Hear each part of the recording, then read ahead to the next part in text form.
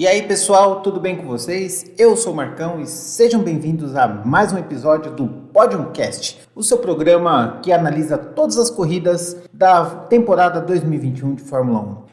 Tô fazendo uma introdução rápida porque a gente teve um probleminha técnico na hora da gravação do comecinho desse... Olá, tudo bem? Como é que vocês estão? Então, tô passando aqui só para dar um recadinho. A gente teve um probleminha técnico na gravação. Se tiver alguns pontinhos pulando, a gente pede desculpas, mas infelizmente não tem como a gente controlar isso no momento. Porém, o podcast ficou muito legal, então fiquem com eles a partir de agora, com o nosso amigo Jonas dando o início do destaque inicial da corrida do GP de Portimão em Portugal, tá bom? Valeu, gente. Bom podcast para todos nós. Falou!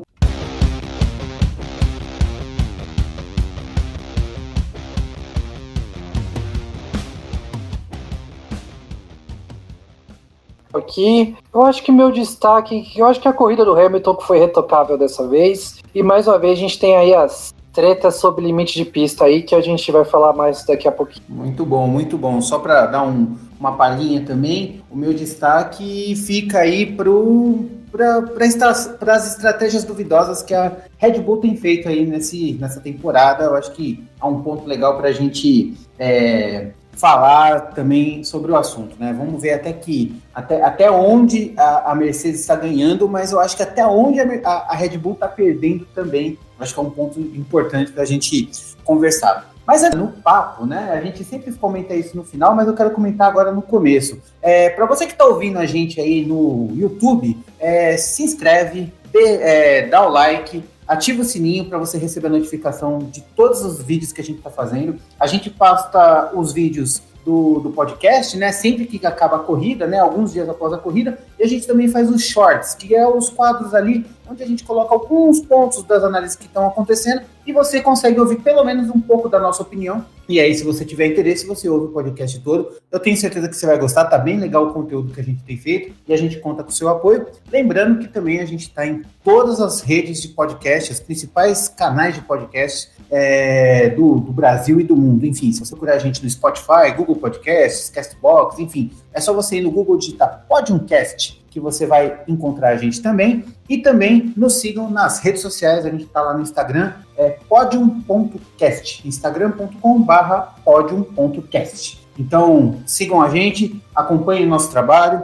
dê o like, curta, que eu tenho certeza que você vai gostar bastante desse conteúdo que a gente tem feito aí para vocês. Bom, vamos lá, vamos começar então aí pelo qualifying, né? A gente teve aí um qualifying ok, eu não vi nada muito de diferente ali do que pode acontecer. A gente teve aí uns pontos negativos, né? Que foi o Ricciardo saindo na primeira, logo no Q1, né? Ficando bem decepcionado e tudo mais, né? Tivemos aí também bastante questões do limite da pista. Mas antes de falar do Ricciardo, eu quero puxar primeiro o limite da pista. Jonas, o que você achou aí dessa chuva de limites de pista que a gente teve no GP de Portimão? Ah, cara, eu tô achando que tá ficando chato, de verdade. Até o Fábio Seixas, na coluna dele, tem uma frase dele, né, não dele, mas uma frase que ele usou que deve ser usada no automobilismo, que é o seguinte: if it's gray, it's okay. Então, se é cinza, tá tudo bem. É isso que eles tinham que adotar, sabe? Parar com essa história de zebra, de pular da zebra, de linha pra cá, linha pra lá. Se saiu a roda da linha do cinza, da pista, acabou, anulou volta e tal, não precisa ir um pouquinho mais para lá, um pouquinho mais para cá, para ver se o pessoal anda mais, digamos, mais estranho que pareça, o pessoal anda na linha, e aí a gente não tem todas essas punições, sabe, porque tá ficando meio chato, né? A Red Bull já veio falar que está sendo perseguida, mas não é, eles estão realmente, o Verstappen está se excedendo um pouquinho, está tentando ver até onde dá para ir. Então eu acho que isso está prejudicando um pouco esse começo de campeonato, assim. Talvez se tiver, ou tem bastante rigor, ou não tem rigor nenhum. Eu acho que tá meio, são dois pesos e duas medidas, às vezes não entre as equipes, mas entre as corridas. Então, eu acho que estão rolando umas coisas assim que tá realmente deixando em dúvida essa questão de limite de pista. Tá, mas peraí que eu fiquei um pouco em dúvida, vou ser bem sincero. Você concorda ou você não concorda com o limite de pista? Eu concordo que a pista é o limite, mas o limite da pista tem que ser a pista mesmo, entendeu? Tem que ser a pista ela mesma. Se o cara passar com as 4 rodas em cima da zebra e não tá na pista, Então vamos falar que a pista é entre as zebras, né? É a parte escura. Né? Ok. A parte dentro da zebra. Eu vou te falar que eu achei interessante essa regra. A regra das outras vezes tinha aquela linha imaginária, né? Não podia passar daquela linha física, linha branca, né? Mas eu gostei do formato. Assim, não concordo com os limites de pista que estão sendo adotados por conta disso. 2 pesos, 2 medidas. Mas parece que eles encontraram alguma coisa ali, tá? Eu vi que os limites de pista dessa vez era: se você passa com as 4 rodas para fora da zebra, você perde a volta, né? Eu achei bem legal isso, porque assim, meio que a zebra é pista, né? Todo mundo ataca a zebra, sempre foi tradicional no automobilismo atacar a zebra. Só que se a pessoa passa das 4 rodas da zebra, aí eu achei legal, assim, sabe? Para manter o limite. Eu acho que pode manter o limite assim, 2 rodas fora da zebra, né? Porque aí se a pessoa dá a terceira, a pessoa, sei lá, faz um meio de lado ali, coloca uma pontinha da roda ainda por dentro, eu acho que ainda tem chance de ganhar. Mas eu acho que 2 rodas para fora da zebra eu achei bem ok, assim, interessante a ideia, mas eu não gostei de como foi executado, não. E aí com isso a gente teve chuva de punições, né? Parece que só na sexta-feira tivemos aí quase 30 voltas anuladas. Tudo bem, não valia nada tal, mas 30 voltas anuladas por limites de pista é um negócio meio bizarro, né? E se eu não me engano, eles tinham 4 ou 5 zonas de limites de pista. Tava realmente muito absurdo, assim, sabe? Tava esquisito o negócio, tava esquisito. E aí uns podia, outros não podia. Aí teve briefing no sábado e mudou umas coisas. Então, essa virada de chave é muito, muito brusca, assim, pro piloto, né? Fica um pouco confuso. Bom, e por conta disso, obviamente a gente teve voltas anuladas na qualificação, né? Verstappen perdeu a sua pole virtual ali por conta eu acho que ele não ia fazer a pole, eu acho que o Hamilton ainda ia conseguir, o Bottas ia conseguir a volta mais rápida, mas o Verstappen praticamente perdeu uma chance de ficar na frente do Hamilton na largada e, enfim, aí acabou sendo prejudicado. Bom, falando agora da classificação do qualifying em si, né? Você tá com a lista aí de como ficou o grid, Jonas? Porque teve surpresa entre os 10, né? O primeiro foi o Bottas, com tempo de 18, 348. Jonas? Desculpa.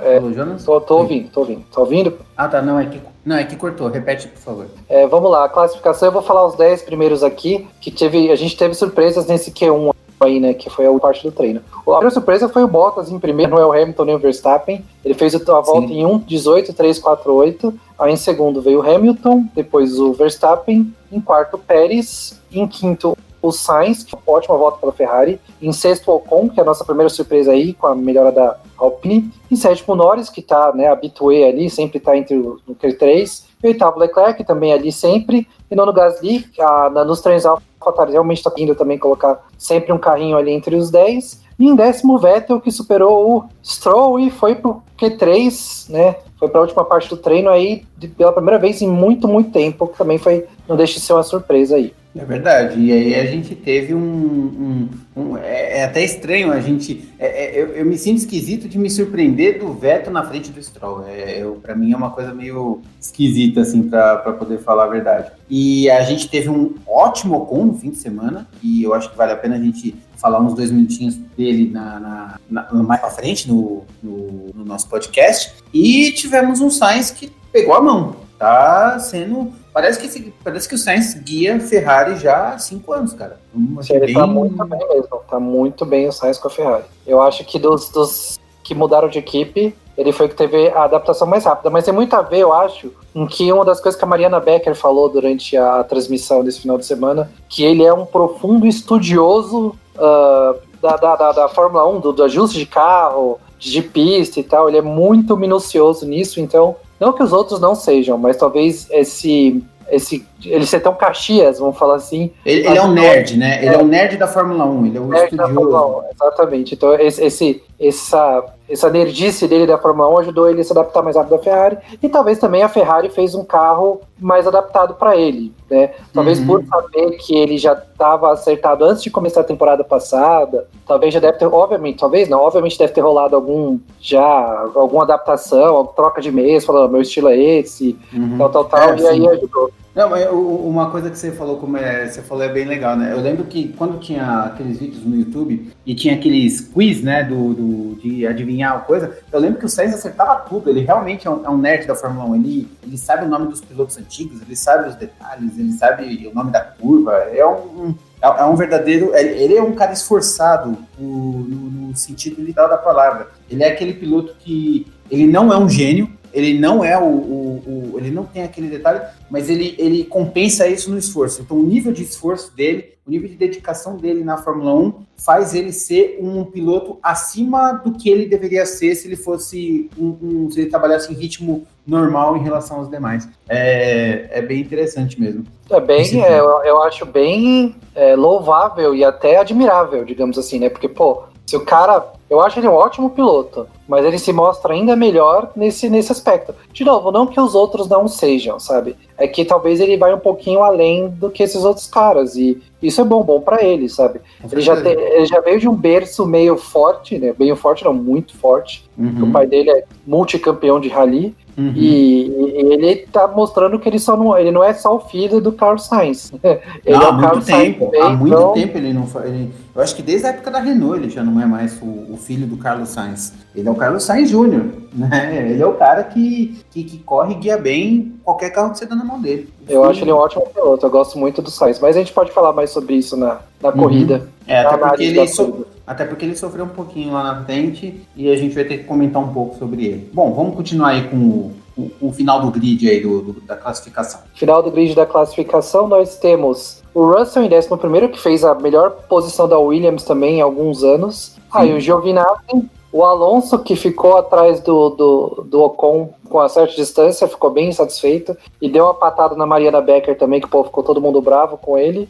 Parece que ele pediu desculpa.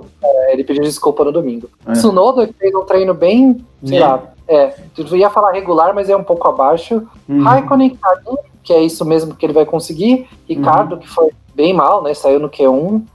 O Stroll também foi mal, se você for ver que, tudo bem, a Aston Martin não tá tão forte, mas sair assim também não é comum. Aí os 3 últimos, Latifi, Mick Schumacher e Mazepin, que vão ser os 3 últimos, eu acho que...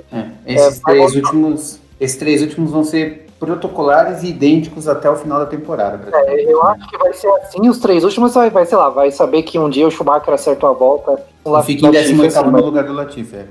Mas os 3 últimos vão ser esses 3 aí, os nomes não vão mudar. Com toda certeza. E desses últimos 10, o que eu tenho para apontar aqui é o George Russell, que ele é um cara muito rápido, que consegue fazer a classificação, mas eu não sei se ele deixa o carro preparado para a classificação, e aí na corrida ele vai para trás, porque o carro dele é preparado para uma volta e não para 60, 70 voltas. E isso prejudica o inglês, cara. Ele não consegue. Tudo bem, o carro não, mas talvez se ele tivesse um acerto um pouco mais equilibrado, talvez ele conseguisse galgar algumas posições a mais aí em relação ao que ele conquista no final. Eu concordo, eu também tô achando que a escolha dele de tentar ir bem no treino não tá se pagando não, viu? Porque aí chega na corrida, é aquela coisa, parece que tá dando marcha ré, né? Larga em 11º e chegar em 16º, pode acontecer, mas não é a coisa mais positiva do mundo não, pra ele. Mesmo. Assim, ele já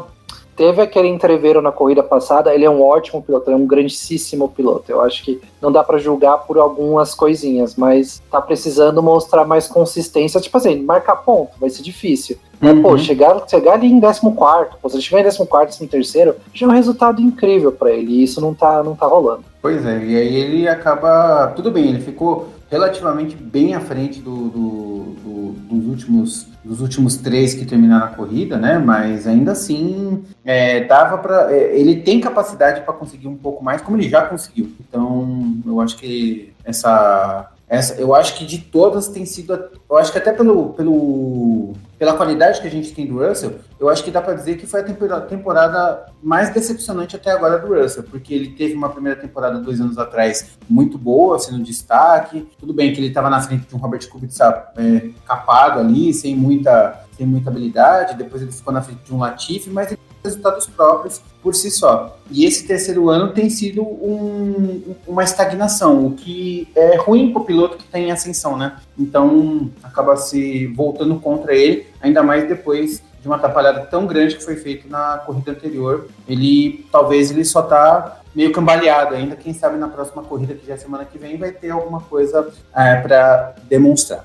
Bem, vamos falar agora da corrida. Vamos entrar agora na corrida que teve uma bandeira amarela logo em pouquíssimas voltas, né? Então, a gente teve aí um grid onde o Bottas estava na frente e logo na largada, Verstappen disparou ponta, né? Pegou tudo que tinha que pegar, ultrapassou o Hamilton. E aí ficou uma briga muito legal no meio ali entre Pérez, Sainz, o Norris ultrapassou muita coisa, ultrapassou muita gente. E logo na largada, acho que na segunda volta, se não me engano, na terceira volta, o Raikkonen enfia o bico na roda de Antonio Giovinazzi, jogo de equipe, para poder dar uma bandeira amarela e, querendo ou não, dar um ânimo no começo, né? Mas você tem alguma coisa para falar do acidente do Raikkonen com o Giovinazzi? Porque para mim tá muito claro, o Raikkonen errou feio, errou rude, ponto. Eu acho também que foi ele, sei lá, mal miscalculated, né? Calculou mal ali e acertou outro e meio que realmente ali bateu na reta de chegada, no começo da segunda volta. Sim. Até ele voltar pro box e tal, era melhor ter saído mesmo. E foi bom, né? Eu acho que parece que essa foi a primeira vez que teve bandeira amarela na história do Grande Prêmio de Portugal, ou sei lá, a primeira vez em alguns anos. Uhum. Então, foi bom que deu uma agitada, né? Porque logo depois disso deu uma melhorada na corrida, porque eu acho que eu não achei a corrida tudo isso, mas isso aí fez o comecinho ficar mais agitado, foi legal até. E eu achei a corrida muito estratégica. Eu vi a corrida como se eu estivesse analisando um F1 manager, sabe? Assim, tipo, se administrando a corrida e não como um piloto, né? Como analisando os cálculos, os pontos, as voltas. Foi uma coisa estratégica é uma corrida muito mais voltada para o entusiasta do que pro cara que tá começando a ver, ou então que quer ver a ação e tal. Essa parte foi bem monótona, mas foi em termos de estratégia, eu achei bem. E aí, na relargada, a gente teve um salto do Hamilton, né? Teve a relargada e o Hamilton saltou para frente e dominou a corrida, basicamente, né? Logo após a largada ali, né? Primeiro depois da relargada, aí ele perdeu a posição pro Verstappen, sim. Só que rapidamente ele conseguiu passar, depois mais um pouquinho ali, até a gente pode falar um pouquinho disso. Meu medo foi um jogo de equipe. Realmente achei que a Mercedes ia fazer um joguinho de equipe ali. É chato, mas é compreensível. Mas o Hamilton nem deu margem para isso, né? Já pegou e falou, eu vou passar logo para ninguém ficar falando nada. Já enfiou o carro ali por dentro, passou o Bottas não teve nem chance. E foi isso. E aí levou a corrida do jeito dele, como ele sabe fazer bem, né? Basicamente. E aí, mas eu lembro que até teve uma câmera lá mostrando o botão Strategy, né? Apertado aos montes lá e conversado. E aí o pessoal, o Sérgio Maurício, enfim, comentou lá, será que vai ter jogo de equipe? Será que vai ter jogo de equipe? De repente, poucas voltas depois, o Hamilton vai lá e passa. Mas assim, eu de verdade, eu vi aquela passagem, não vi como jogo de equipe, eu vi como um Hamilton focado, dedicado e rápido como passando um Bottas que não teve oportunidade de se defender. Ok, ele não dificultou, mas ele não deixou passar, não. Então, para mim, assim, a estratégia de Lewis Hamilton eu sou o mais rápido, e ponto. Foi basicamente isso que eu vi. Eu não vi jogo de equipe naquela questão. Bottas só não foi tão agressivo quanto ele poderia ser, mas eu achei uma passagem muito rápida do Hamilton. Eu concordo, eu também acho. Como você falou, eu acho que o Hamilton foi decidido e o Bottas ele não dificultou tanto quanto poderia, né? Ele não facilitou, mas não dificultou tanto, não jogou tão duro quanto poderia jogar, até para não estragar a corrida dos dois. Já deve ter tido, não rádio de deixa o Hamilton passar, mas Hamilton atrás de você, ele tá rápido, for disputar a posição, tenha cuidado, e é isso, e foi o que aconteceu. Eu acho que normal, o Hamilton é mais piloto que o Bottas, obviamente, então foi lá, jogou o carro, passou, e o Bottas ficou para trás, e é isso. E o Hamilton, como a gente falou, levou mais uma corrida do jeito que ele gosta, fez a corrida do jeito dele e ganhou a 97ª corrida na carreira. Realmente, um número marcante, né? Se o Hamilton consegue juntar a 100ª pole com a 100ª vitória, que lindo que seria. Eu se eu fosse o Hamilton, eu seguraria o pé 3 corridinhas só pra garantir. Aí seria realmente muito bom. Bom, falando um pouco do Max Verstappen, tivemos um Max Verstappen extremamente reclamão esse fim de semana, extremamente, eu não sei, afobado, afoito na corrida. Eu acho que ele tá sentindo a pressão. Max Verstappen sentiu mesmo, tá sentindo a pressão, porque hoje ele tem um carro bom, um carro muito forte, com uma equipe muito forte, e ele está se vendo pela primeira vez com uma chance real de conseguir algo além de um vice-campeonato, seria o título. E já com muitas expectativas, ainda assim é um piloto novo, um heptacampeão que está liderando corrida, e eu senti, primeiro que ele reclamou muito da pista, falando que a pista não é digna de Fórmula 1, falou umas besteiras sem tamanho, tipo, com um papinho de mal perdedor, sabe? Ele, tipo assim, ele não fala mal de Abu Dhabi, não fala mal de Paul Ricard, não fala mal da Rússia, sabe? Umas pistas blasé demais. E essa pista que é demais, assim, tipo, é a montanha russa portuguesa, incrível demais, que apesar de não ter gerado tantas disputas, é uma pista que deve ser muito divertida para os pilotos, faz esse papinho. E eu vejo ele, sabe, assim, eu vejo ele frustradíssimo. E para mim, uma prova disso é o quanto ele estava fazendo as curvas quadradas enquanto ele estava atrás do Bottas, porque ele estava indo com muita sede ao pote, ele tinha que passar ali naquele momento para poder ter alguma chance com o Hamilton, e isso não se concretizou. Só que assim, depois da segunda volta atrás do Bottas, eu vi que eu estava percebendo que assim, enquanto o Bottas estava fazendo uma corrida muito mais conservadora, dentro da linha, dentro da tangência e tudo mais, o Verstappen estava chegando muito mais rápido, fazendo umas curvas fechadas mais por fora, fazendo uma curva muito mais quadrada, e nisso ele perdia. Então eu acho que tem muito do psicológico aí do Verstappen. E queria que você trouxesse algum apontamento aí disso, o que você acha desse Verstappen meio afoito? Eu acho que ele tá meio afoito, eu acho que ele tá sentindo, eu acho que até depois do treino, da classificação, teve uma imagem meio marcante dele, ele meio isolado, meio chateado, assim, por não ter feito a pole. Eu juntou a chateação de não ter feito a pole com a volta dele sendo deletada, que aí é erro dele.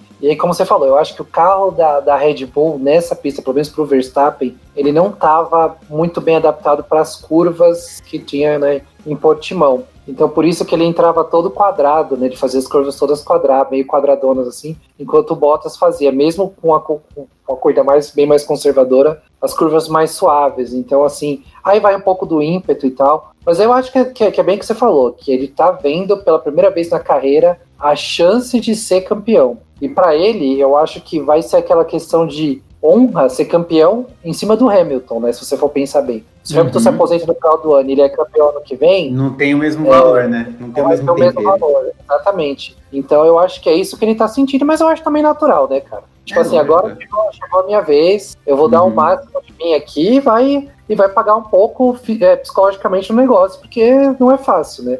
Você chegar ao topo é difícil, se manter lá muito mais, né? Então é normal. Eu acho que numa próxima corrida ele pode dar a volta por cima. Em Barcelona vai ser uma pista que a gente vai rever realmente como são os carros, né? Qual é a diferença de um carro para o outro, porque é uma pista que é aquela pista padrão da Fórmula 1. Então eu acho que você falou muita coisa boa aí e ele tá sentindo, mas eu acho que apesar de ele ser meio esquentadinho, eu acho que para isso ele tem uma cabeça boa, sabe? Eu acho que ele vai conseguir levar isso até o final do ano eu creio que vai ter uma disputa legal até o final do ano, pelo menos entre ele e o Hamilton. Entendi. Me fala uma coisa, você vendo a corrida como hoje que aconteceu, né? Você vendo a corrida como aconteceu. A gente teve um primeiro grande prêmio com condições um pouco adversas, né? Que foi o GP do Bahrein. Depois a gente teve aí o GP de San Marino, que teve chuva, bandeira amarela e tal. Essa corrida foi a primeira corrida mais normal que a gente pôde ter. Então, assim, teve uma bandeira amarela só no começo da corrida, depois foi tudo muito normal. Não teve muito sol, não teve muita chuva, não teve chuva, só o vento que atrapalhava um pouco, mas também não vi nenhum problema nesse sentido. Foi aquela corrida que o pessoal chama de condições normais de temperatura e pressão, né? E a gente viu uma Mercedes que, ao meu ver, ela conseguiu se recuperar dos problemas que ela apresentou na pré-temporada e acabou, e pelo grande mérito de eles conseguirem dar a volta por cima, porque assim, eles fazem uma cagada enorme hoje, amanhã eles estão fazendo, eles corrigem isso e já faz muito melhor, sabe? Eles têm um poder de recuperação, um poder de se reerguer, uma resiliência extremamente alta, como eu nunca vi em nenhuma equipe, muito mais do que a Ferrari, Red Bull ou McLaren nos tempos áureos, ou a própria Williams, enfim. Mas isso eu vi. E hoje, ao meu ver, a princípio eu consigo ver uma Mercedes um pouco mais à frente do que a Red Bull como um todo, como equipe. Não sei se como carro, tenho minhas dúvidas. Eu acho que vai variar muito da questão do clima. Do clima, do tipo da pista, enfim, de outros fatores. Mas eu vejo hoje uma Mercedes melhor do que a Red Bull. É uma visão parecida com a minha, ou Jonathan? Eu acho que eu concordo. Eu acho que na Red Bull tem também uma pressão da falta de título, né? Que já são aí 6, 7 anos aí sem ganhar nada. Tem 8, né? Foi 2013 o último. Então são 8 títulos, vai entrar 8 anos sem ganhar nada. E aí também interfere na pressão, né? Você pode perguntar pro São Paulo aí, pra quem é São Paulino, quanto tempo faz que não ganha um título, como isso interfere no time, né? Então na Red Bull é a mesma coisa. E aí enquanto a Mercedes, como você falou, tem essa resiliência, tem o melhor equipamento já faz tempo e já tá acostumada nessa situação, né? Mesmo esse ano que talvez não tenha começado tão forte, os caras têm um poder de reação muito rápido. Eu acho que como equipe, igual você falou, a Mercedes tá realmente melhor. Eu acho que a Red Bull tem alguns pontos mais fortes que as Mercedes, tipo, parada no box. Eu acho que o motor Honda tá igual ou até melhor que o da Mercedes esse ano. Eu acho que não tá melhor, não. Eu vou te cortar, mas eu acho que não, porque tava claramente apontando ali, asa aberta, 8 décimos atrás do Bottas, numa reta longa como a de Portimão, e ele não chegava, ele não conseguia chegar. E o Bottas estava livre, estava sem... Não tinha asa aberta, ele não alcançava. Ele fez de tudo, ele teve que recuperar o undercut para superar. Carro, não é acerto do carro, talvez? A Red Bull talvez estava com um pouco mais de asa, e a Mercedes um pouco menos. Então, a asa vale muito na parte da curva, na linha reta a coisa meio que... É o motor que grita mais alto. Eu vi uma... E se for de asa para asa, eu acredito que a Red Bull devia estar com menos asa, porque o que a Red Bull estava saindo de frente era muito alto. Então eu acho que eles abaixaram a asa para poder alcançar no motor, mas eu claramente vi o motor Mercedes como o mais forte de todos ainda. Ele ainda continua sendo um motor a ser batido, na minha opinião. Pode ser. E aí, só fechando das virtudes, digamos, da Red Bull, acho que a dupla de pilotos da Red Bull é melhor, apesar do Pérez ainda estar se adaptando. Só que ao mesmo tempo a Mercedes tem o Toto Wolff, nada contra o Christian Horner, mas o Toto Wolff já se mostrou um gênio do esporte, digamos assim, né? Ele não é piloto nem nada, mas já se mostrou não é gênio do esporte, já se mostrou um administrador muitíssimo competente. Sim. Amigo, pensa uma equipe com Toto Wolff e Adrian Newey, projetista. Exatamente. Se você é dono de uma empresa grande aí, qualquer segmento de negócio, eu contrataria o Toto Wolff, velho. Que eu acho que ele daria um jeito, né? Tipo, se eu tivesse gerente de supermercado, qualquer coisa. Se eu tivesse uma fábrica de refrigerante, velho, eu falava, não, vem aqui pra me gerir e fazer mais Coca-Cola aqui, qualquer coisa assim, sabe? Tipo, porque o cara é muito competente, então e é legal, né? Na real, se você for pensar, é legal ver esse lado também, né? É muito legal. É muito legal ver a excelência sendo replicada e continuando, né? É gostoso de ver, é legal ver. Sim, exatamente. É meio chato você ver a mesma equipe ganhando todo ano, você pensa depois de um tempo, você pensa, não é tão legal, mas ao mesmo tempo você tem que se admirar muito esse lado de não querer perder e de sempre estar querendo melhorar o máximo que ele pode. Se tiver uma porquinha errada no carro, os caras vão falar, não, a gente vai atrás de dar um jeito nessa porquinha, arrumar ela de algum jeito pra gente ganhar tempo com ela. Então isso é muito louvável, isso é muito bonito de se ver, de verdade. Para fechar esse assunto, Hamilton, Verstappen, Red Bull, Mercedes, eu me fiz uma pergunta e quis trazer aqui pro podcast. Na sua cabeça, a distância entre Mercedes e Red Bull esse ano é menor ou maior em relação a Mercedes e Ferrari nos anos de 2018 e 2019? Eu acho que a distância é menor. Eu acho que a Red Bull conseguiu fazer a menor distância nesse tempo todo da era híbrida com a... Você acha, então, que a Red Bull está mais próxima da Mercedes hoje do que a Ferrari em 2018, quando levou o campeonato praticamente até o último terço da temporada? Eu acho que a Red Bull está mais próxima do que a Ferrari, sim. Eu acho que eles... eu acho que a Mercedes vai penar ainda um pouquinho mais do que penou aquele ano. Aquele ano foi muito bom da Ferrari, você tem razão. Sim. Mas eu acho que que estão muito mais próximos e a motivação, talvez, dos pilotos na Red Bull agora está maior do que a Ferrari naquela época. Não sei se você vai concordar com isso, mas... Não tenho opinião própria. Mas eu acho que isso também vai dar um peso aí nessa briga toda. Não sei, e a Ferrari tem muito problema interno, geralmente, né? A Red Bull tem menos problemas internos, né? Tem o Helmut Marko, que é falador e tal. O problema interno da Red Bull é o dono. Ele dá pitaco, mas não é tanto assim, vai. A Ferrari tinha muito problema interno que atrapalhava muito o time. A Red Bull tem menos. Por isso que eu acho que a Red Bull vai dar mais trabalho. Se vai ser campeã no final do ano, não sei. Mas que vai dar um pouco mais de trabalho, eu acho que vai dar. Pode ser também que a Mercedes abra, né? Eu tô falando isso nesse momento. Pode ser que até, sei lá, que as 3, 4 corridas a Mercedes se ache de vez e aí a diferença fique grande de novo. Mas até agora eu ainda acho que a Red Bull tá mais próxima do que a Ferrari esteve naqueles tempos que estava disputando ativamente com a Mercedes. Olha, eu vou dizer que tá igual a 2018. Igual a 2019, não. 2019 eles tinham um grande motor, mas já tinham um Vettel desmotivado. Em 2018 eles não tinham tanto motor assim, mas eles tinham um carro muito bom e um Vettel que tava com sangue nos olhos, assim, coisa linda de se ver até o GP da Alemanha. Mas eu acredito que eles estão parelhos ali. E aí vai no poder de dar a volta por cima, porque eu lembro que, pelo menos até o GP da Alemanha de 2018, era um passando o outro, tipo, então, em momentos que a Ferrari se deu mal, ele ia lá e se recuperava, e tanto é que eles estavam liderando o campeonato. E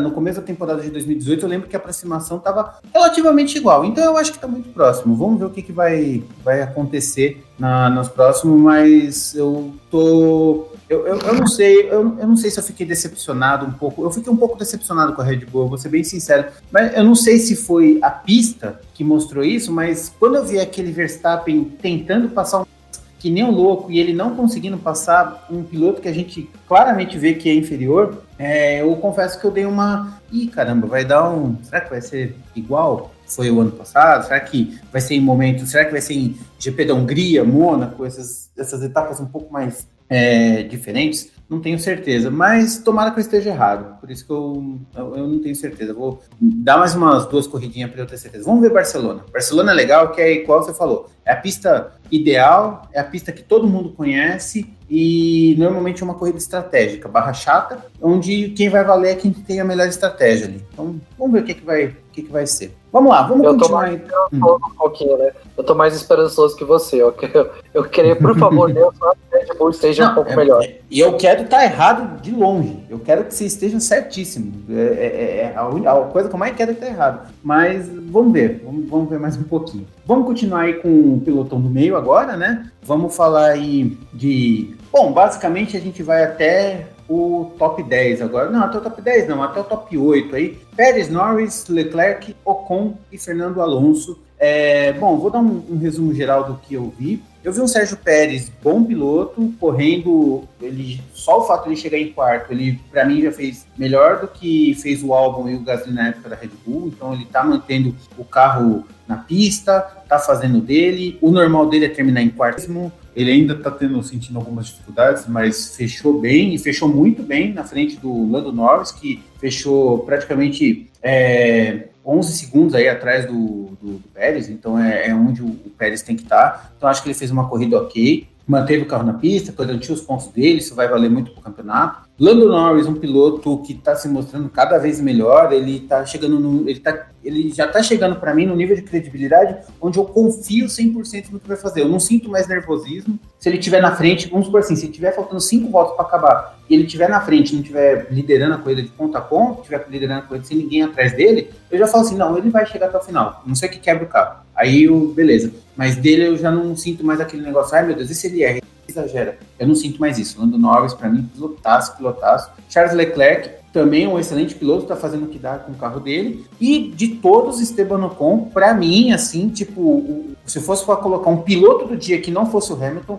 é Esteban Ocon. O cara fez uma classificação muito boa e ele fez uma corrida excelente. Ele passou todo mundo que tinha que passar. Quando ele perdeu as posições no box, voltou e correu, recuperou tudo que tinha que recuperar. Então, desses 5 que eu mencionei aí, desses 4 que eu mencionei, aliás, eu acho que o Ocon de todos foi o melhor. Ele só não fez mais porque o carro não permite. Eu também acho, eu concordo com o que você falou com o Pérez. O Pérez, para mim, é uma coisa que eu acho ele muito impressionante, é como ele conserva bem os pneus, né? Eu acho que alguém falou até que se ele não precisasse, se não tivesse essa obrigação de parar e trocar, colocar outro composto de pneu, ele levava todos os de boaça até o final com o pneu, né? Lógico que ia ter mais durabilidade, alguma coisa assim, mas ele não ia sofrer para levar. Então eu acredito muito que ele possa até melhorar a questão de adaptação, vai marcar mais pontos, vai dar mais trabalho, por isso que a Mercedes tem que tomar muito cuidado, porque esse ano não está competindo contra o piloto só, está competindo contra a dupla.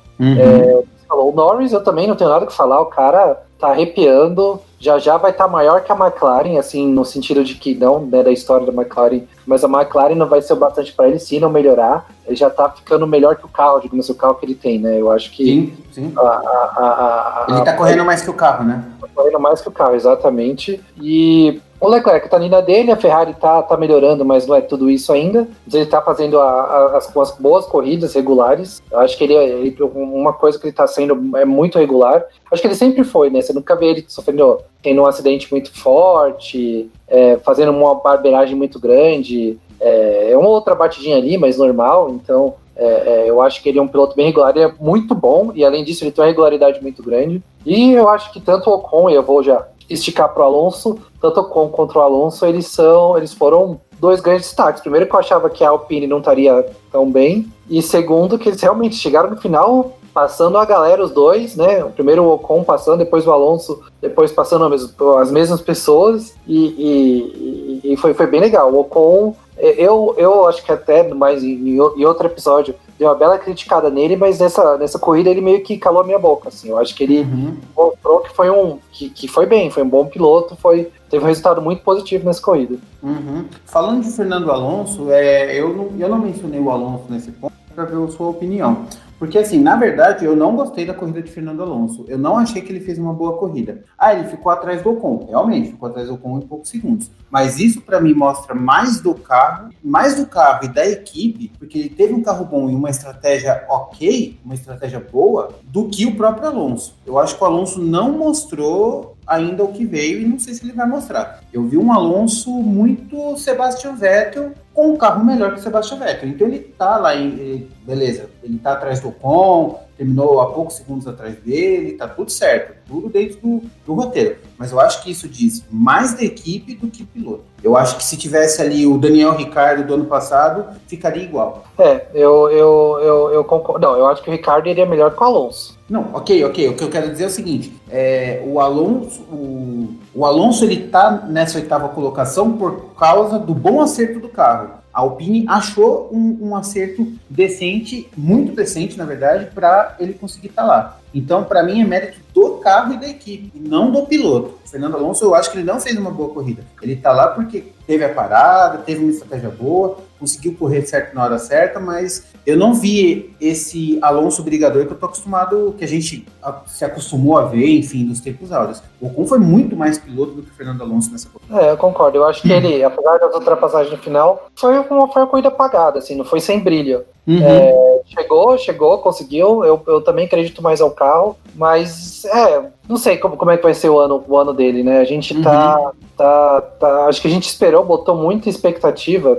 Eu, pelo menos, botei muita expectativa no Alonso, mas eu não sei se já passou o tempo dele. Infelizmente, mais um que eu vou ter que falar. Ele é incrível, ele é um piloto excelente, é um piloto espetacular. Eu acho que 2 títulos só não fazem justiça ao que é o Fernando Alonso, mas talvez passou o tempo, né? Vamos ver, a gente tá muito no começo do ano e foram 3 corridas assim sem nenhum brilho, assim, protocolar, digamos assim, né? Na primeira ainda ele abandonou, mas foram 3 corridas foram 3 corridas bem na dele, assim, que não mostrou por que o Alonso veio, não acrescentou nada à carreira do Alonso, e assim, marcou os pontinhos que a equipe ali, que eu acho que quase qualquer outro piloto iria marcar, sabe? Não é um piloto muito fraco, mas se tivesse um Hülkenberg, que eu acho bom, estaria ali na posição que o Alonso tá, sabe? Se tivesse um um Albon estaria na posição que o Alonso está. De novo, não subestimando esses pilotos, mas assim, nenhum deles é campeão, entendeu? Então,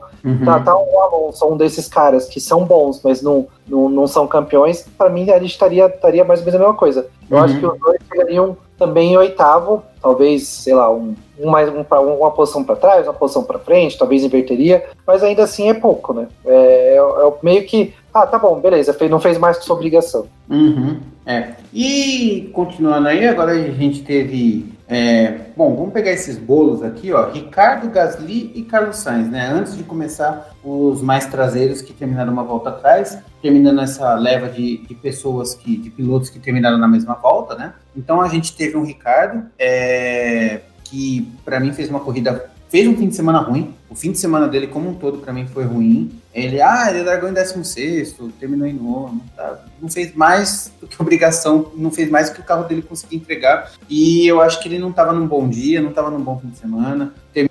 Saiu no Q1, cabisbaixo, aí correu, fez lá, deu de tudo, terminou em 9º, não me surpreendeu. O pessoal até falou, nossa, eu já vi pessoas comentando, nossa, o Ricardo fez uma corridona, não sei o que. Não fez, pra mim não fez. Fez uma corrida melhor que a do Alonso, na minha opinião, mas ainda assim, não sei, acho que ele poderia ter feito um pouquinho melhor, não sei se teve questão de estratégia de pneu. Bom, Pierre Gasly fechando aí o top 10, com uma AlphaTauri que tá fraquinha em ritmo de corrida, o pessoal chamou de foguetinho, mas é um foguetinho muito tinho, não tá...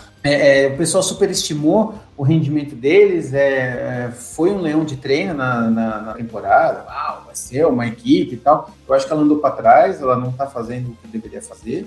E Carlos Sainz, que foi prejudicado claramente pela estratégia. Colocaram um pneu médio que não deveria ter colocado e ele não tinha escolha e penou o resto da corrida. Foi prejudicado pela equipe. Olha, eu achei que o Ricardo fez uma boa corrida sim. O problema foi o qualifying. Eu não sei porque ele ficou tão lá atrás, né? Acerto, não sei. E aí depois ele conseguiu vir passando, teve um ritmo bom. Eu acho que se ele tivesse largado, sei lá, em 13º, não tão atrás, ele teria chegado bem mais perto do Norris, viu? Talvez não teria passado o Norris, sei lá. Talvez tivesse pego um 7º, um 6º, vai saber. Eu acho que ele fez uma boa corrida sim. Eu acho que dentro dos problemas que ele deve ter tido no final de semana, eu achei que não foi espetacular, nem igual estão falando, mas foi uma boa corrida. O Gasly, realmente, como você falou, eu também esperava mais da AlphaTauri.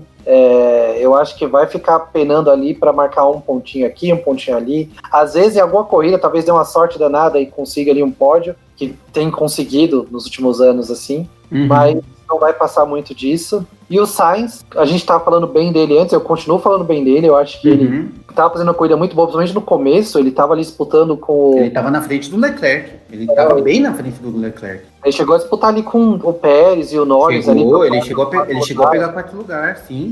Então, ele tava fazendo uma corrida muito boa, só que aí a Ferrari, sendo Ferrari, né, e muitas vezes foi Ferrari, né, depois da época do Schumacher, a Ferrari foi muito Ferrari nesse aspecto de estragar a estratégia. Eu acho que eles só tiveram uma estratégia boa na época que o Schumacher estava lá, né? Antes e depois, sempre foi a Ferrari cagou em estratégia, né? Que diga o Prost, que diga, sei lá, o Alboreto e outros caras assim.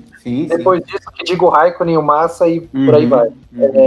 E aí eles estragaram a corrida do Sainz, eu não sei por que enfiaram o pneu médio. Se era pra fazer, aí depois ficaram com medo de fazer mais uma parada, né? É mais fácil ter enfiado macio, feito ele correr igual um condenado e depois jogado o médio mais pra frente, sei lá, pra mim daria um resultado melhor pra ele. Mas foi cagada da Ferrari ali, eu acho que ele acabou sendo, por causa disso, injusto o resultado dele, né? Tudo bem, é um jogo de equipe, né, a Fórmula 1, mas ele fora do top 10 deu dó, não achei legal não. Sim, e bom, e aí a gente tem aí, vou falar bem rapidamente de todos os demais, até o final aí, até o último, né, tivemos o final do grid aí com Giovinazzi em 12º, um Vettel fraquíssimo em 13º, um Stroll que ficou atrás do Vettel em 14º, Tsunoda, quero falar um pouco dele em 15º, George Russell também eu quero falar um pouco dele em 16º, Mick Schumacher em 17º, Nicolas Latifi em 18º e o nosso Nikita Nipaye Mazepin, né, o Payov Mazepin em último,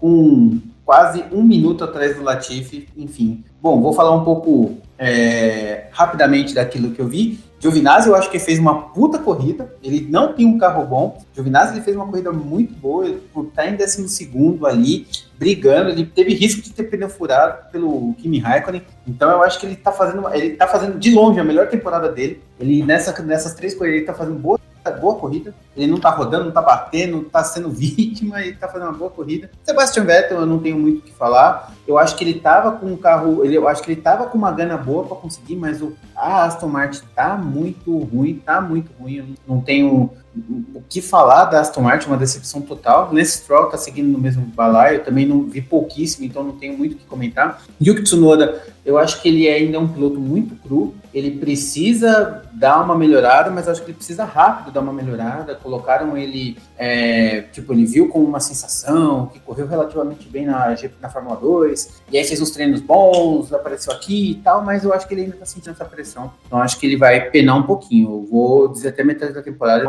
um sufoco. George Russell, comentei há pouco, falando do carro com a classificação, e aí ele vai para trás. Ele chegou a ser ultrapassado pelo Nicolas Latifi, chegou a brigar ali com o Schumacher, quase passou ele em um certo momento, mas o carro da Haas é realmente muito ruim. E ainda assim, eu dou um mérito pro Schumacher, porque o Schumacher conseguiu ultrapassar o Nicolas Latifi com um carro muito pior. É claro que o Latifi não é o melhor piloto do grid, mas pelo fato do Schumacher ter um carro tão ruim...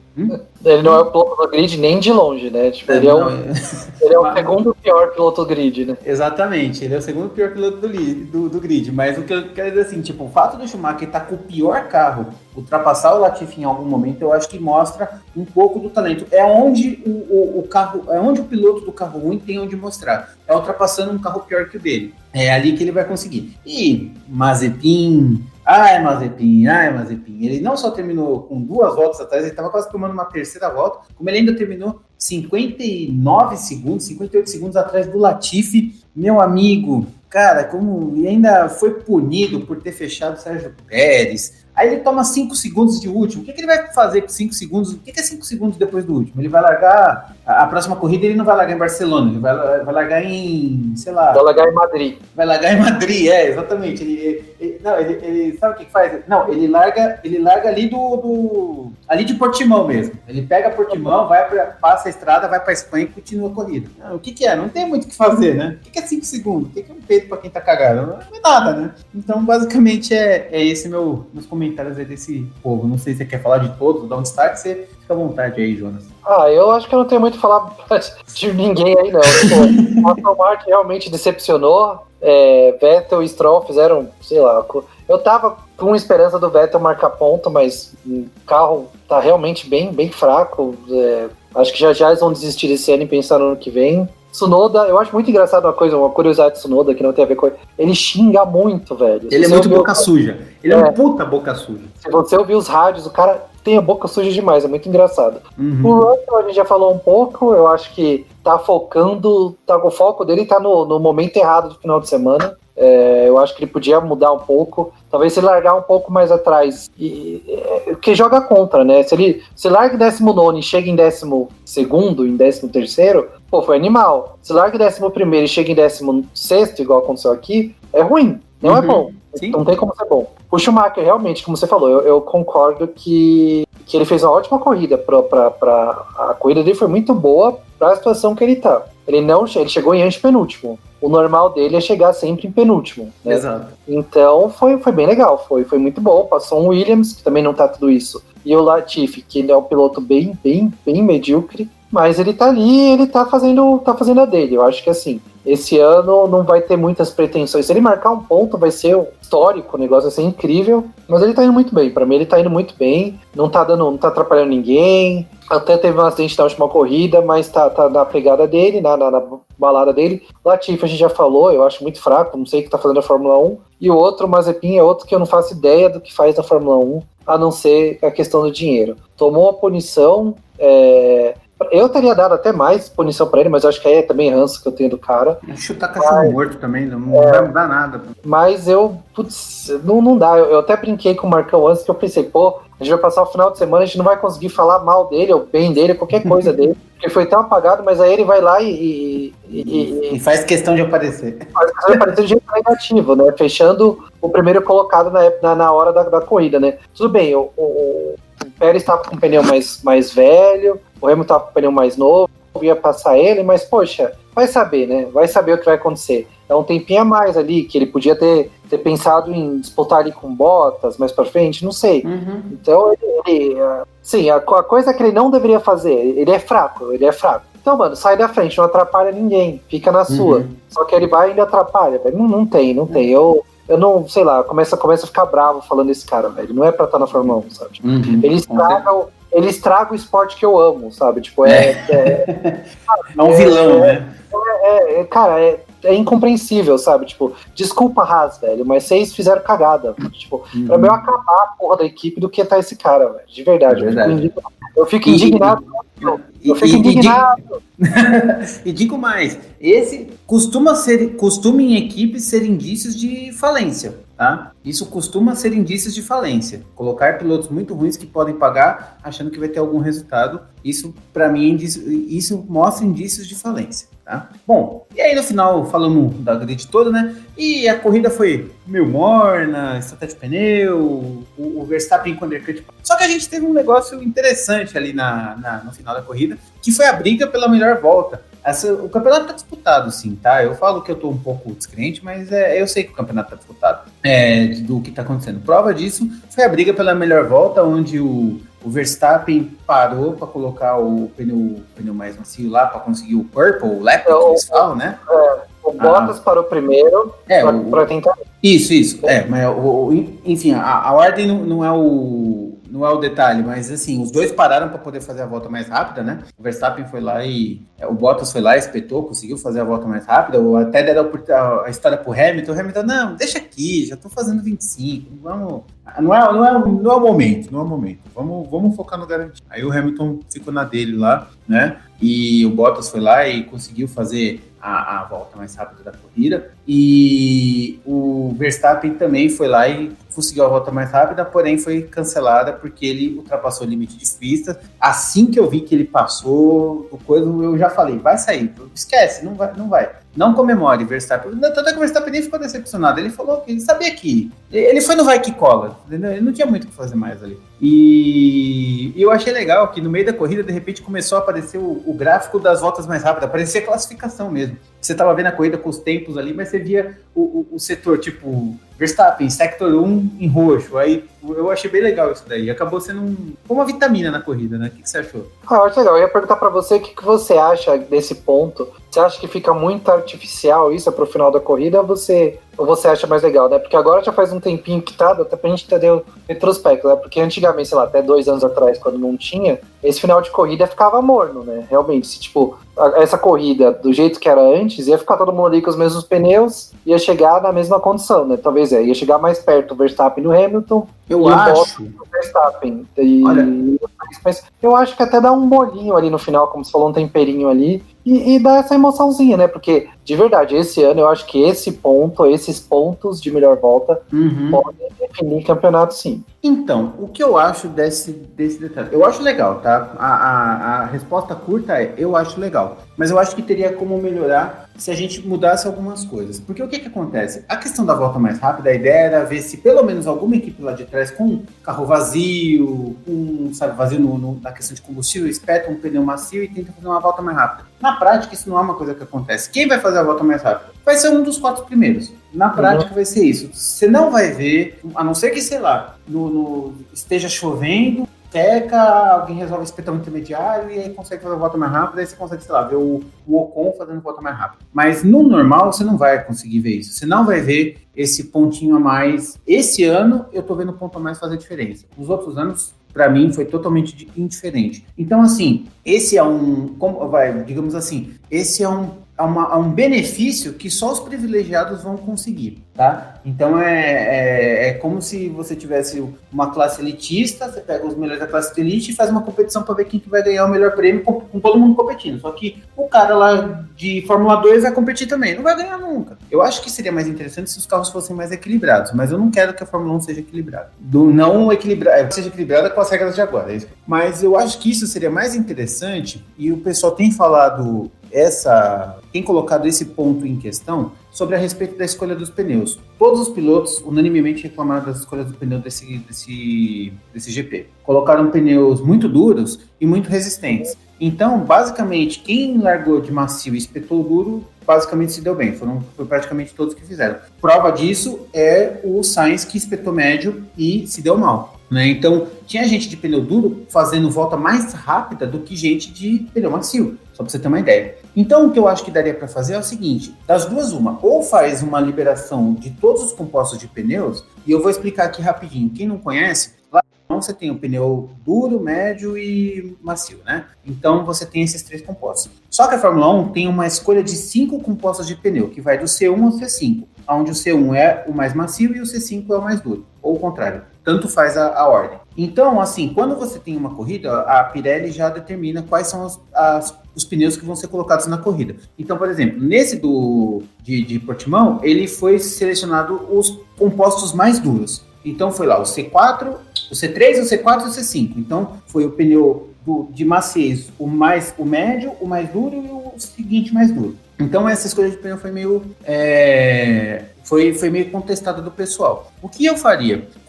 Olharia a gama de pneus para as equipes escolherem, e aí faz a melhor estratégia cada um, e aí cada um se vira, tá? Ou então, eu pularia uma etapa, se a Pirelli quer determinar o pneu, ela pula uma etapa entre eles. Então, em vez de escolher C3, C4, C5, põe C2, C4, C5, sabe? Ou põe o composto mais macio de todos, o mais molenga, borrachão, e põe o intermediário e põe o mais duro de todos. E aí você coloca uma variedade bem ampla entre eles e os pilotos decidem. Se o cara quiser correr de médio e duro com uma parada só, tipo, corre 6 voltas rapidão lá e depois vai com o duro até o final, contra um cara que colocar o coisa, eu acho que fica mais... tem um pouco mais de tempero nisso daí. E aí sim, eu acho que uma equipe que vai colocar um macio na última volta pode conseguir uma voltinha mais rápida.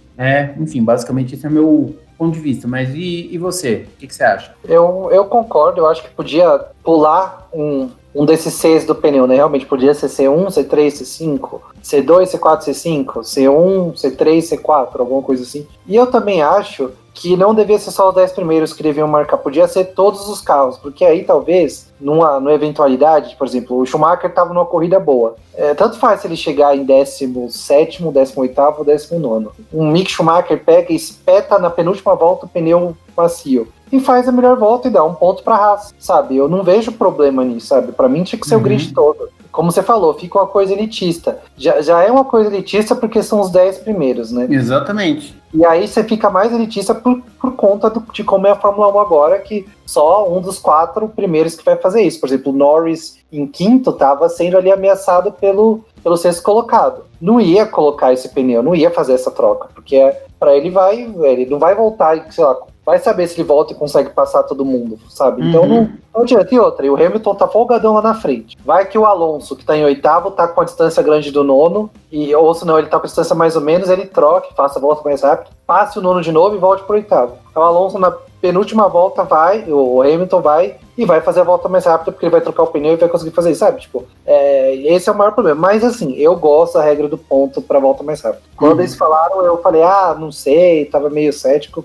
Mas hoje em dia eu vejo com bons olhos. Sim. Eu só acho que podia ser mudado, como você falou, alguma outra regrinha, diferenciar um pouco mais dos tipos de pneu, né, da maciez do pneu, e dar pro grid todo. Eu acho que é essa se eu tivesse lá na Fórmula 1, se eu fosse um dos consultores lá, ia dar essa ideia.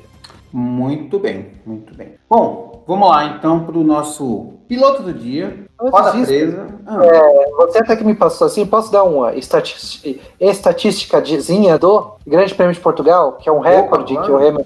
que o Hamilton bateu? Com certeza, manda bala. A Fórmula 1 até hoje teve 1.038 grandes prêmios, né? Desde 1950, do primeiro lado do Grande Prêmio da Inglaterra de 1950, até esse Grande Prêmio de Portugal de 2021, foram 1.038 grandes prêmios. Desses 1.038 grandes prêmios, o Lewis Hamilton saiu como líder do campeonato de um grande prêmio em 121 deles. O recorde anterior era do Schumacher, do Michael Schumacher, com 120, né? E se você somar os dois, 120 com 121, dá 241, quase um quarto dos grandes prêmios da história da Fórmula 1, né? Agora está dando 23,2%, teve como líder do campeonato mundial ou Schumacher ou Lewis Hamilton. É muito louco. É muito louco. O Hamilton, quando conseguir, né, como a gente está com um pouquinho mais de 1.000 grandes prêmios, quando ele conseguir a 100ª pole ou a 100ª vitória que deve vir, ele vai estar quase liderando, tendo liderado 10% das coisas já feitas, né? Se você for pensar, é muita coisa. É muita coisa, muita coisa. É surpreendente o domínio que essas duas equipes fizeram em suas devidas gerações, né? Muito doido mesmo. Eu até vi, eu marquei e falei, pô, eu acho que foi bem para trazer pro podcast mesmo. Bom, muito legal. Bora lá. Piloto do dia, roda presa e zebra. Quem que fala dessa vez? Eu acho que da última vez fui eu, né? Então pode ir. Vamos lá. Meu piloto do dia, eu quis fugir, pensei no Ocon, que foi bem, mas eu não tenho que falar. Apesar de não ter feito final de semana incrível, porque o treino até que foi bem, foi por 7 milésimos que ele ficou atrás do Bottas. Foi o Hamilton. Para mim, ele soube ultrapassar na hora certa, tanto o Verstappen quanto o Bottas. Teve, sei lá, não sei se foi desatenção ou foi acho que foi mais oportunismo do Verstappen naquela ultrapassagem, mas ele liderou a corrida. Depois que ele pegou a liderança, é aquela corrida que ele sabe fazer, mesmo, né, como sempre reclamando do pneu, o pneu tá ruim, o pneu, aí ele reclama, faz a melhor volta. Mas pra mim, o piloto do dia foi o Hamilton. Eu posso já falar os três ou você quer fazer o seu piloto do dia? A gente vai falando cada um. Vamos um cada um então. Meu piloto do dia, eu vou praticamente fazer essas palavras a minha. O piloto do dia é Lewis Hamilton, pilotaço, brigou a hora que tinha que brigar, tá motivado, tá fazendo um puta campeonato, sabe onde tá, sabe o que quer e sabe pra onde vai. E é bem legal que ele fala assim, o pneu tá desgastando, volta mais rápido. O pneu tá ruim, volta mais rápido. Eu quebrei um braço, volta mais rápido. Meu dente caiu, volta mais rápido. Ele não tem tempo ruim, cara. Ele faz o melhor, ele extrai tudo que dá com o que tem e acabou. Diferente do Bottas que fala, eu estou com a roda dianteira traseira com dianteira direita com não sei o que lá e cai lá para 40º. Ele não, ele tipo, beleza, o que eu preciso fazer para ficar em primeiro com o carro que eu tenho? Ele vai lá e faz. Então, Lewis Hamilton, piloto do dia. Roda presa, eu vou falar a Ferrari com o Sainz, porque fez uma estratégia ruim. Eu pensei em falar até a Aston Martin, mas sei lá, a gente já bati muito nelas esses últimos tempos. Eu vou dar um roda presa para a estratégia da Ferrari com o Sainz. Eu acho que o Sainz podia ter tido um resultado muito melhor, eles perderam os pontos preciosos ali, a McLaren está se afastando, né? Isso aí vai contar muito, muito negativamente ali, porque marcou bastante ponto com o Norris e marcou ponto com o Ricciardo, apesar de tudo. Então, eu acho que a minha roda presa é a tática da Ferrari com o Sainz ali, de colocar pneu médio. Tá, eu tava em dúvida até olhar aqui, mas eu olhei agora, já sei quem vai ser meu roda presa. Roda presa pra mim, Kimi Raikkonen, cara. Errou na reta, bateu. Não é que ele errou por um trisquinho, não. Ele enfiou a aleta direita na roda esquerda do Giovinazzi, feio assim, tipo, o bico do asa entrou por baixo do carro, ele virou passageiro, fez uma pataquada. Não é que ele errou um pouquinho só, não. Ele tava muito próximo, ele errou feio, errou rude ali. Kimi Raikkonen roda presa, não terminou a corrida, não fez falta nenhuma para essa corrida também, fraquíssimo, errou muito besta ali. Não é merecedor, não é digno de um cara com o gabarito que Raikkonen tem. Foi feio mesmo. Eu até você falou, eu até pensei nisso também, mas como foi tão no comecinho, foi feio, mas sei lá, até ajudou a corrida a ficar um pouco mais emocionante. Ele literalmente foi roda presa, porque a asa entrou por baixo do carro e ficou preso. Ainda bem que ele não fez o Giovinazzi ser um roda presa, né? Porque, coitado do Giovinazzi, foi passageiro. O Giovinazzi deu uma sorte, o pneu não furou por nada, cara. O pneu aguentou bem a porrada, podia ter furado ali, o pneu acabou com a corrida. Sim. Pois é. E a zebra? Quem é a zebra pra você dessa... A zebra pra mim é a Alpine. Eu acho que a Alpine eu posso contar como zebra. Eu não esperava um resultado tão bom, não. Eu acho que... A gente falou do Alonso, que foi meio protocolar, mas ainda assim, os dois estão nos pontos, né? Estão bem dentro dos pontos, né? Não foi um nono e um décimo, né? Foi um pouco mais pra frente. E eu achei um desempenho bem legal. Não esperava, né? A zebra é aquela coisa inesperada, eu põe na conta da Alpine. Beleza. Minha zebra também fica para Alpine, mas não Alpine. Eu vou falar de Esteban Ocon. Fez um puta corridão, largou bem. Tipo, teve uma classificação muito boa, onde tinha que ultrapassar, ultrapassou. Enfim, já falei tudo que eu achava. Esteban Ocon, para mim, é a zebra da corrida. Certo. Bom, e agora vamos para a classificação de pilotos e consultores. Diga aí, Jonas. Bora lá, classificação. Nós temos agora o Hamilton em primeiro. Temos agora não, né? Já continua o Hamilton em primeiro, com 109 pontos, 2 vitórias e 3 pódios. Em segundo vem o Max Verstappen, 8 pontos atrás, 61, 1 vitória e 3 pódios, né? Os dois estiveram em todos os pódios da temporada até agora. Em terceiro, Lando Norris. Basta muito bem o Lando Norris, eu tô adorando o campeonato dele. Curiosidade. A McLaren é a única equipe que pontuou com os 2 carros nas 3 corridas. Verdade. É um dado interessante. Eu vou falar que a McLaren ganhou a corrida esse final de semana, né? No Texas, lá na Indy, muito legal. Sim, Pato Ward, cara, que corrida legal. Corrida legal, Pato correu muito. Eu assisti a segunda corrida lá do Texas, achei bem legal mesmo. Muito. Você vê que ele vai no começo, cortando um pouco, mas foi uma corrida muito legal e ele... a base vem forte na Indy também, hein? Sim. Inclusive o Zac Brown, que é o CEO da McLaren, né? Ele fez uma promessa pro Pato que se ele ganhasse uma corrida esse ano, ele ganharia o teste em Abu Dhabi no final do ano. E como ele ganhou, ele vai participar. Pato Ward já está confirmado nos testes de Abu Dhabi no final do ano. Na McLaren da Fórmula 1. Eu lembro ele na Fórmula 2, eu gostava dele na Fórmula 1, ele é um bom piloto. Sim, Pato é muito bom. Então, eu acho que vai dar um trabalhinho na McLaren, vamos ver o que vai acontecer, né? Uhum.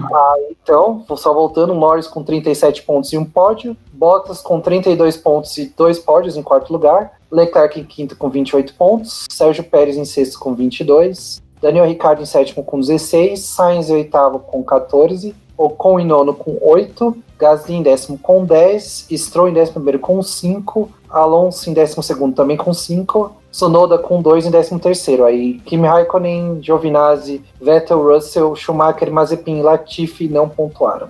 Não é esquisito você ver Raikkonen, Vettel e Schumacher com 0 pontos no campeonato? Tudo bem que o Schumacher é Nick, mas só pra você ver o sobrenome, não é esquisito você ver? Tipo, você pensa, eu não tinha pensado nisso, mas olhando bem, é estranho mesmo. É muito esquisito, tipo, você ver esses nomes assim.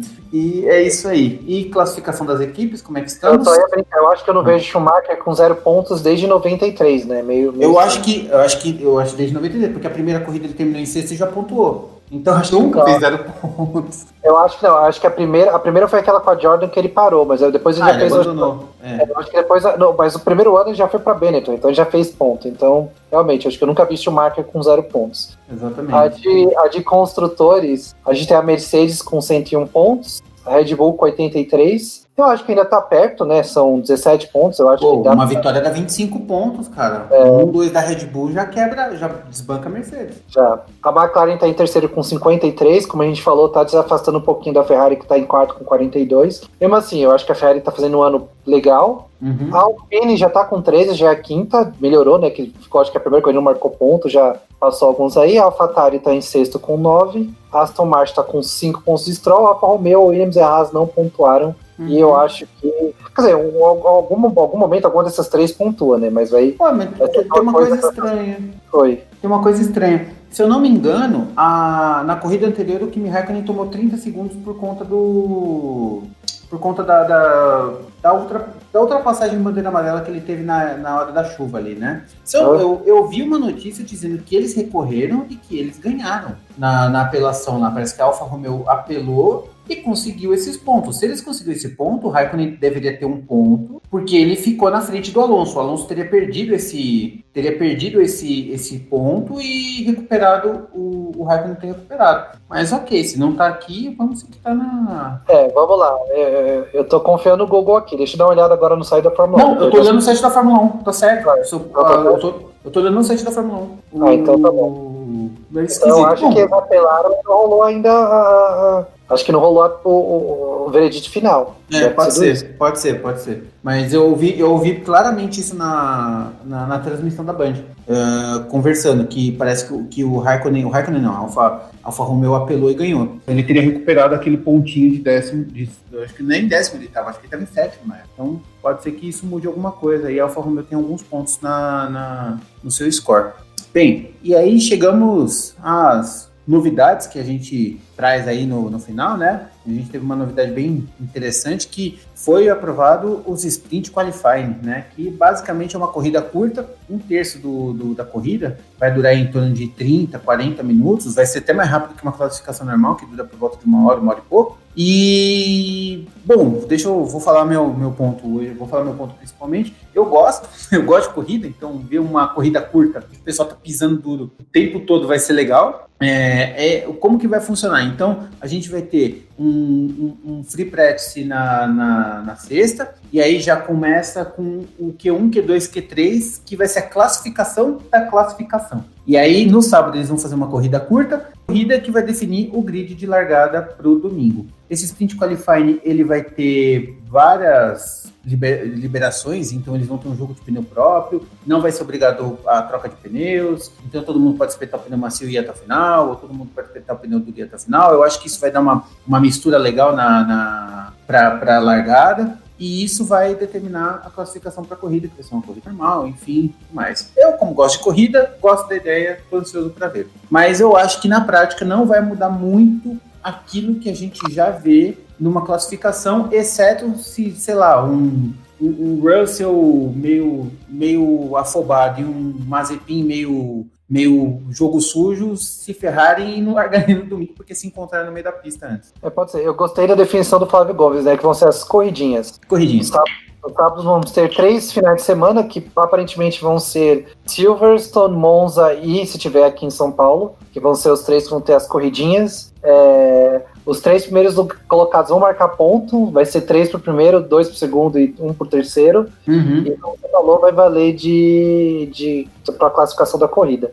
Pode ser também que alguém do lado da frente bata, né? Eu acho que é o mais interessante. Mais interessante não, né? Uma coisa mais diferente pode acontecer, vai 2 caras ali na frente bater. Um Bottas e um Pérez batem, sabe?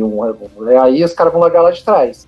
Isso pode deixar, mas como você falou, também gosto de corrida. Eu acho que como um teste válido, a gente vai ver como é que vai ser quando rolar. E aí a gente analisa se vai ser legal ou não. Eu tenho esperança que seja legal. Eu acho que tem esperança não. Eu acho que pode ser uma coisa bem legal mesmo, e aí, depois da primeira, eles podem, sei lá, adaptar de algum jeito ou de outro, talvez ter alguma coisa que deu errado e mudar, alguma coisa deu muito certo e deixar, mas eu acho que não custa testar, né, tipo, já que a gente tá aqui vendo como fazer melhor o campeonato, como deixar mais disputado, isso pode ajudar muito nessa questão de disputa, então... Eu tô feliz com as corridinhas de sábado. Sim, legal. E a questão da pontuação, eu acho que é o que eu já falei lá da pontuação pela melhor volta. Que é legal, eu acho que tem que dar mesmo, porque querendo ou não vai ser uma briga, né? Mas vai ser mais ponto para a elite. Então é uma disputa onde todos participam, só que a meritocracia não é ok, porque não são todos iguais, né?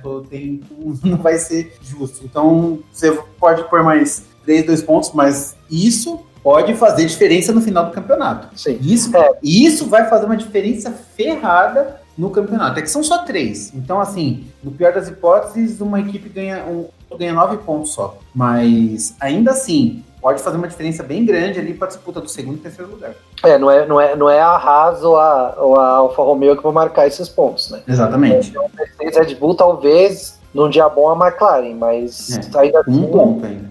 Ainda assim vai valer pro campeonato em si, lá pra quem tá na frente, vai valer, como você falou, vale 9 pontos. Vai saber se no final do ano como é que vai estar a disputa, né? Imagina, o Hamilton é campeão por 3 pontos e ele ganhou uma das corridinhas, sabe? Então vai ser legal, vai ser legal. Isso é um tempero a mais. Eu acho que se eles fizessem sem dar ponto a mais, eu acho que não ia ser tão legal. Mas como tem essa questão de... Também não pode dar muito ponto, senão, né, acaba ofuscando a corrida em si. Mas eu acho que essa questão de dar poucos pontos, mas dar pontos, eu achei uma boa ideia, eu achei bem sacado. Muito bom. Seguindo agora, vamos lá, apostas para o GP de Barcelona, que acontece agora esse domingo. E aí, Jonas, o que você acha que vai ser dessa incrível corrida do GP de Barcelona? É incrível naquelas, eu nunca... Não, com toda a ironia do mundo, obviamente.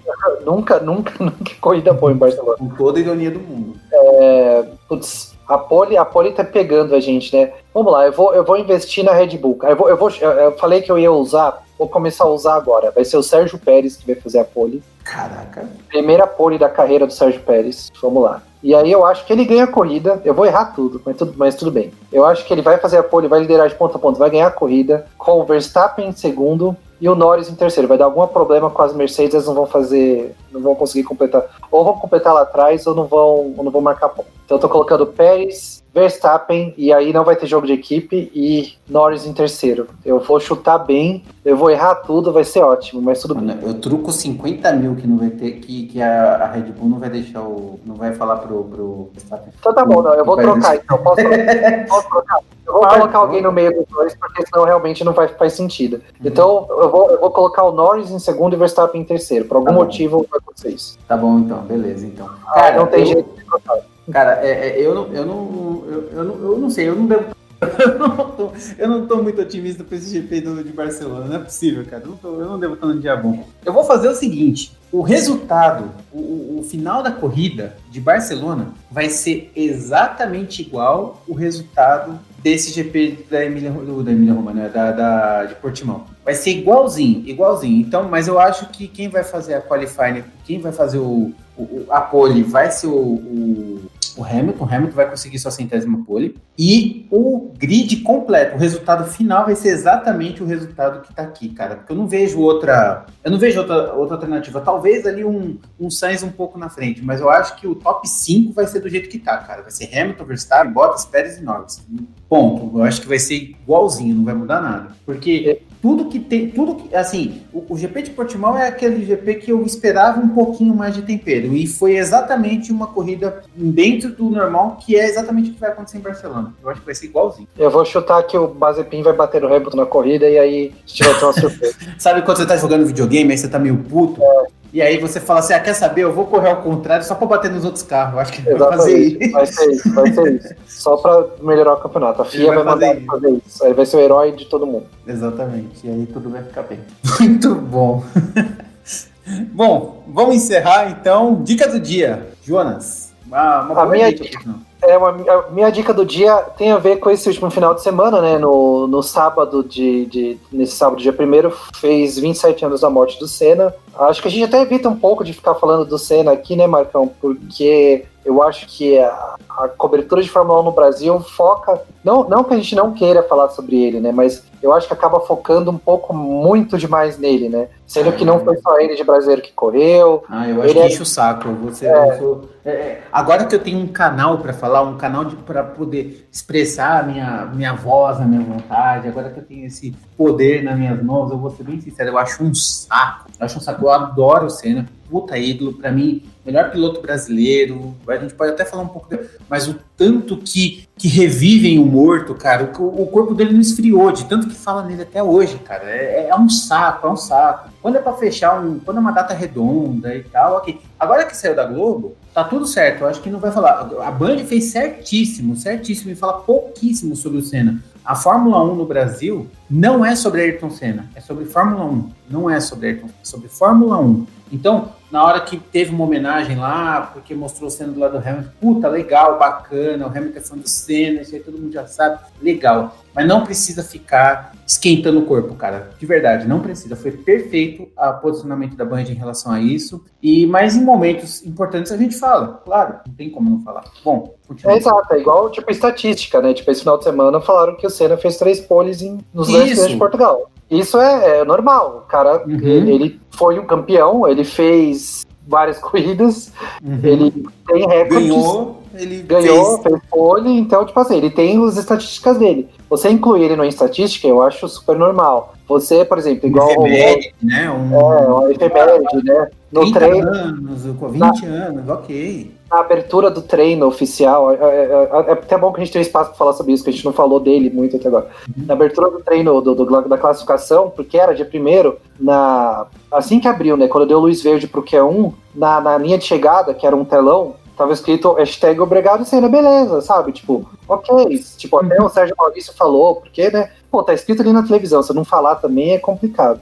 Mas a gente, como você falou, a gente tenta evitar esse ufanismo sobre o nome da absurda. A gente não vai ficar toda a corrida aqui evocando o nome do Senna, a não ser que precise, realmente. Vai que algum piloto ganhe 6, 7 vezes em Mônaco. A gente vai ter que falar do recorde do Senna. Beleza, até ok. Ou sei lá, igual o Gasly fez, homenageou a corrida no Sequal.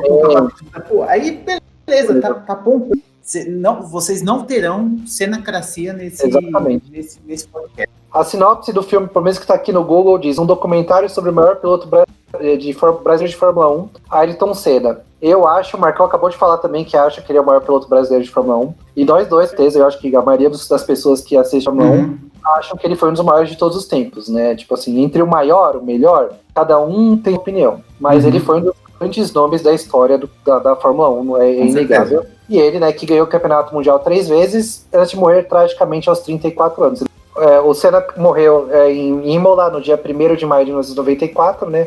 Nesse último 1º de maio fez 27 anos. E aí a gente acha legal a gente falar um pouco, tem esse filme sobre ele, né? Que mostra desde o começo dele, falando quando ele corria de kart, é muito legal. De toda a experiência dele no kart, depois subindo para Fórmula 3, até chegar na Fórmula 1. Onde já impressionou bastante logo no primeiro ano, algumas vitórias, mostra muito da disputa dele com o Alain Prost da McLaren, que eu acho que isso aí é inegável, que é a maior rivalidade da história da Fórmula 1, é Senna e Prost. E mostra muito também da política da Fórmula 1 naquele tempo, né, que tinha o Jean-Marie Balestre, que era o presidente da FIA, que ele era um grandíssimo... Vai lá, Marcão. Grandíssimo...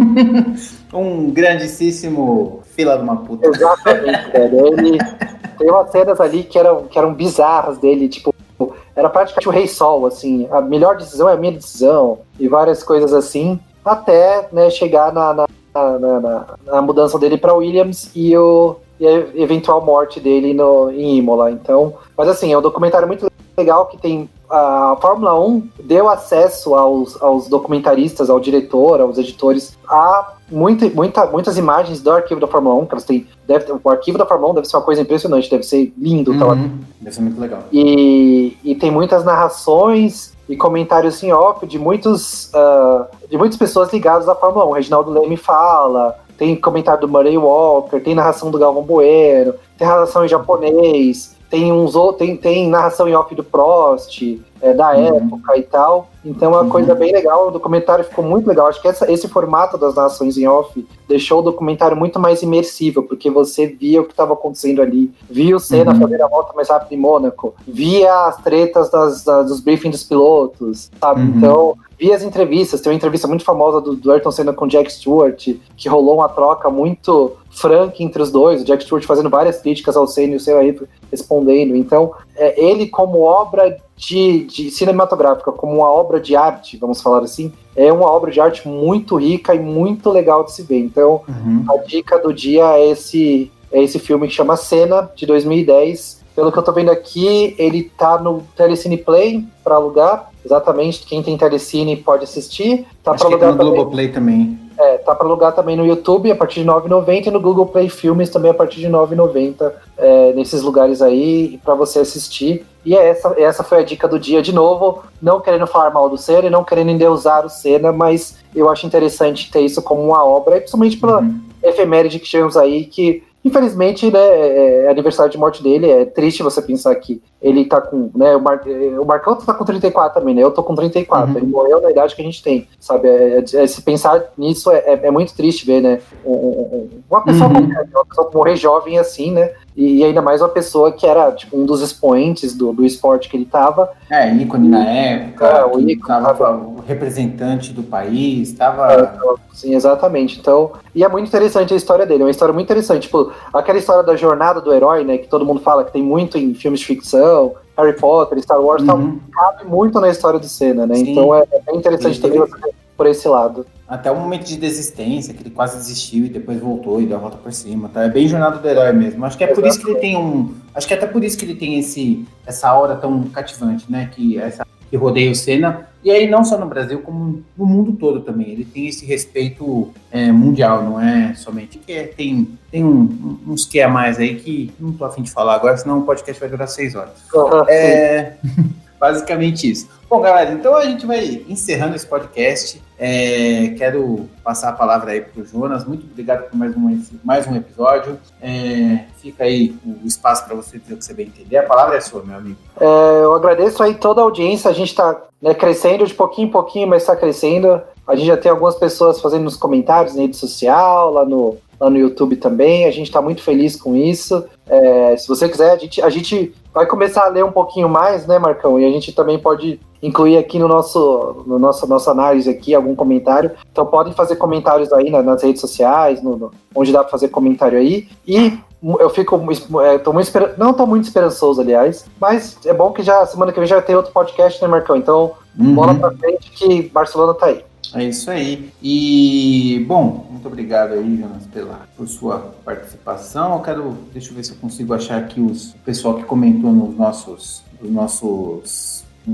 vídeo lá no YouTube e tal. Enfim, bom, eu quero agradecer a todos aí, agradecer o Jonas, aproveitando aí o pessoal que comentou lá no YouTube, né? Victor Derré, amigo, Bruna Santos, Toninho Souza, muito obrigado aí por compartilhar e por curtir o nosso podcast. Continua aí que tem muito mais coisa para vir. Compartilha aí para todos os seus amigos que vocês gostam de Fórmula 1. Fala, putz, segue esse canal aí, esse cara é bom, tá tendo uns comentários legais, tá falando bastante de Fórmula 1, vocês vão gostar do conteúdo. Compartilha aí então, Toninho Souza, Victor Derré e Bruna Santos, muito obrigado aí por compartilhar. E é isso aí, a gente vem encerrando. Eu gostaria de agradecer mais uma vez o Jonas e principalmente você por ter escutado esse podcast, nos acompanhado até agora e em todos os outros episódios. Não custa reforçar, né? Siga a gente lá no YouTube, a gente tem lá, a gente tem postado shorts, que é os nossos conteúdos um pouco menores, de 1 minuto ali, só para você sentir um pouquinho do que você quer, e aí depois você ouve o podcast completo, se você assim interessar. Mas segue a gente, dê like, ativa o sininho, siga a gente nos servidores de podcast que você achar melhor. A gente está no Spotify, Google Podcast, Castbox, e também siga a gente no Instagram, instagram.com/podium.cast.